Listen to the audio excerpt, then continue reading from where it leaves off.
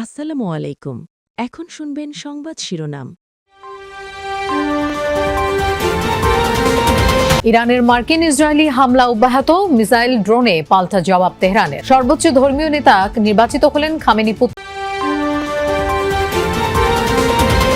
আমিরাতে আটকে পড়া বাংলাদেশিদের ফেরাতে আজ ও কাল যাবে দুটি ফ্লাইট। সম্ভাব্য তেল সংকটের ব্যাপারে ওয়াকিবহাল সরকার।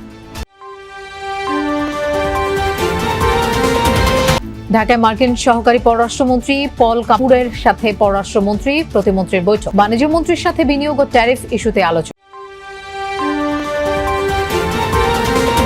সিদ্ধিরগঞ্জ ভূমি অফিসে প্রতিমন্ত্রীর আকস্মিক উপস্থিতি, কাউকে না পেয়ে ক্ষোভ। সরকারি হাসপাতাল থেকে দালাল নির্মূলের ঘোষণা। স্বাস্থ্য এতক্ষণ শুনছিলেন সংবাদ শিরোনাম।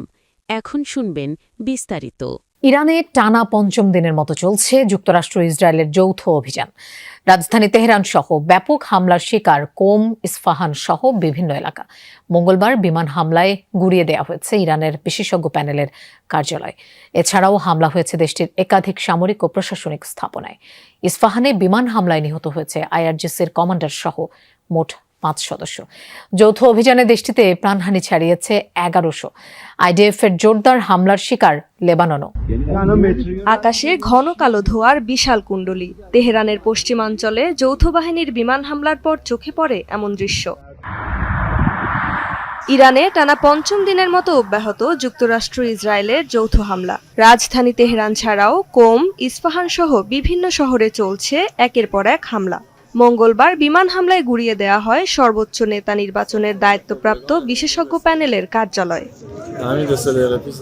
মিনজাদাই নামের একটি গোপন পারমাণবিক স্থাপনা ধ্বংস করা হয়েছে বলে জানায় আইডিএফ। তেহরানের এই স্থাপনাটি পারমাণবিক অস্ত্রের সক্ষমতা উন্নয়নে ব্যবহৃত হচ্ছিল বলে দাবি তাদের। রাজধানীতে চালানো আরেক হামলায় কুদস ফোর্সের লেবানন শাখার কমান্ডার দাউদ আলী জাদেহ নিহত হয়েছেন বলেও দাবি ইসরায়েলি বাহিনীর। অন্যদিকে ইরানের আধা সরকারি সংবাদ সংস্থা আইএসএনএ জানিয়েছে, ইস্পাহানে বিমান হামলায় প্রাণ হারিয়েছেন ইসলামী বিপ্লবী গার্ড আইআরজিসির একটি ইউনিটের কমান্ডার আব্দুল হামিদ রাহবার।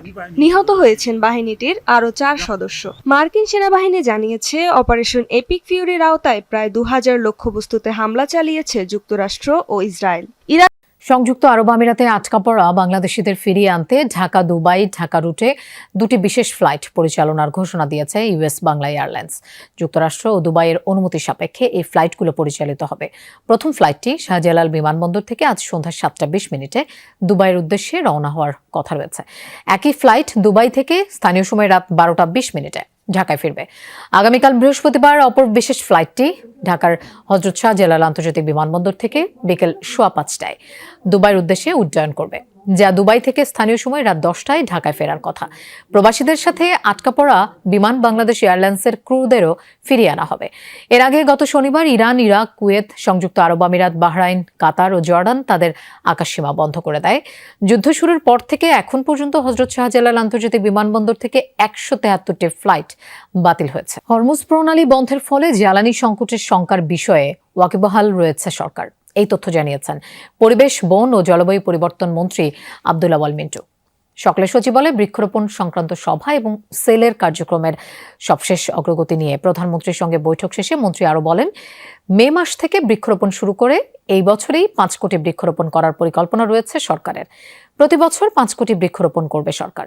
এর মাধ্যমে কার্বন বাণিজ্যে সংযুক্ত হওয়া সরকারের মূল উদ্দেশ্য। পরে প্রতিমন্ত্রী শেখ ফরিদুল ইসলাম বলেন, গার্মেন্টসের পর কার্বন ট্রেডকে বাণিজ্যিক খাত হিসেবে দেখতে চায় সরকার। উপকূলীয় অঞ্চলে ম্যানগ্রোভ ফরেস্ট তৈরি করে জিআইএস এর মাধ্যমে মনিটরিং করা হবে। বিশ্বের শতকরা 23% জ্বালানি প্রবাহিত হয় স্ট্রেট অফ হরমুজ দিয়া। অতএব যদি 23% যদি ইন্টারাপশন হয়, তাহলে আপনি বুঝতেই পারেন যে একটা তো সংকট সবসময় হবেই। বাট আমার মধ্যপ্রাচ্যের যুদ্ধের ঘটনায় সারা পৃথিবীতে জ্বালানির সংকট দেখা দিয়েছে। হরমুজ প্রণালী বন্ধ হওয়ায় বাংলাদেশের পূর্ব নির্ধারিত তেলের চালান আটকে গেছে। এই সংকট মোকাবেলায় যুক্তরাষ্ট্রের সহযোগিতা চাওয়া হয়েছে বলে জানিয়েছেন বিদ্যুৎ ও জ্বালানি মন্ত্রী ইকবাল হাসান মাহমুদ টুকু। দুপুরে সচিবালয়ে বিদ্যুৎ মন্ত্রীর সাথে বৈঠক করেন যুক্তরাষ্ট্রের সহকারী পররাষ্ট্রমন্ত্রী পল কাপুর। পরে ব্রিফিংয়ে ইকবাল হাসান মাহমুদ টুকু জানান, যুক্তরাষ্ট্র তাদের সরকারের উচ্চ পর্যায়ে কথা বলবে। এছাড়া তিনি জ্বালানি মজুদ নিয়ে বলেন, মজুদকৃত জ্বালানি কিভাবে সাশ্রয় করে ব্যবহার করা যায় এ বিষয়ে নির্দেশনা দেওয়া হয়েছে। সব জায়গা থেকে জ্বালানি আনারও চেষ্টা চলছে বলে জানান মন্ত্রী। মজুদকৃত জ্বালানি দিয়ে মার্চ পর্যন্ত চলবে। ঈদের সময় পর্যন্ত সংকট থাকতে পারে বলে আশঙ্কা প্রকাশ করেন তিনি। অসহনীয় বিদ্যুৎ সংকট হবে না বলেও আশ্বস্ত করেন মন্ত্রী। বিদ্যুতের অপচয় বন্ধে সবাইকে সচেতন হতে আহ্বান জানান। সারা পৃথিবী জ্বালানির একটা ক্রাইসিস সৃষ্টি হয়েছে, যেগুলো কমিটমেন্ট ছিল সেগুলো আসা বন্ধ হয়ে গেছে। এখন যে ক্রাইসিস পিরিয়ডে আমাদেরকে সাপোর্টের জন্য আমরা রিকোয়েস্ট করেছি, তারা বলছে তারা এটা কথা বলে আমাদের জানাবে।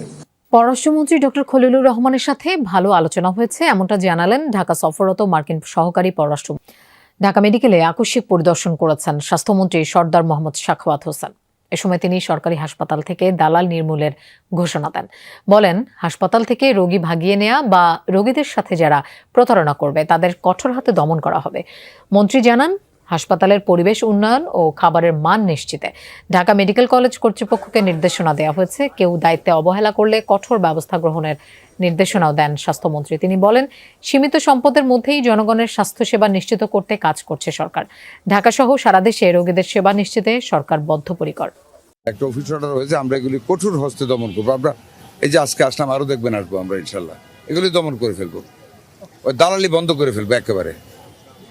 রুগী বেচা কিনা করা বা ট্রলি বেচা কিনা করা, রুগী ভর্তি করা, টাকা নেওয়া 100% অফ করি আমরা। ওয়াকেফাল আমরা এটাকে ক্লোজ ডাউন করবো, একেবারে সিমেন্টেড করবো ইনশাল্লাহ। দেশব্যাপী চাঁদাবাজ ও অস্ত্রধারীদের তালিকা করে অভিযান শুরু হবে বলে জানিয়েছেন স্বরাষ্ট্রমন্ত্রী সালাউদ্দিন আহমদ। ডিএমপি হেডকোয়ার্টার্স পরিদর্শন শেষে একথা বলেন তিনি। বলেন, পুলিশ সদস্যরা চেইন অব কমান্ড ভঙ্গ করতে পারবে না। পুলিশের পোশাক নিয়ে স্বরাষ্ট্রমন্ত্রী বলেন, পোশাক পরিবর্তন করলেই কি মানসিকতার পরিবর্তন হবে? এ বিষয়ে পরে সিদ্ধান্ত নেওয়া হবে বলে জানান তিনি। স্বরাষ্ট্রমন্ত্রী বলেন, যানজট নিরসনে ডিএমপি একটি সেল গঠন করে দেওয়া হয়েছে। দ্রুত সময়ের মধ্যে তাদের রিপোর্ট দিতে বলা হয়েছে। এ সময় তিনি বলেন, পরীক্ষামূলকভাবে বিভিন্ন সড়কে ব্যাটারি চালিত রিকশা বন্ধ করা হবে। খুব শিগগির দেশব্যাপী, বিশেষ করে ঢাকা থেকে আমরা শুরু করব। আমরা চাঁদাবাজদের তালিকা প্রস্তুত করে সেই হিসাবে তাদেরকে আইনের আওতায় নিয়ে আসার ব্যবস্থা করব খুব শিগগির। 2, যারা অস্ত্রধারী, সন্ত্রাসী, দাগী আসামি, যারা সমাজে বিশৃঙ্খলা সৃষ্টি করছে, তাদের একটি তালিকা প্রণয়ন করা হচ্ছে।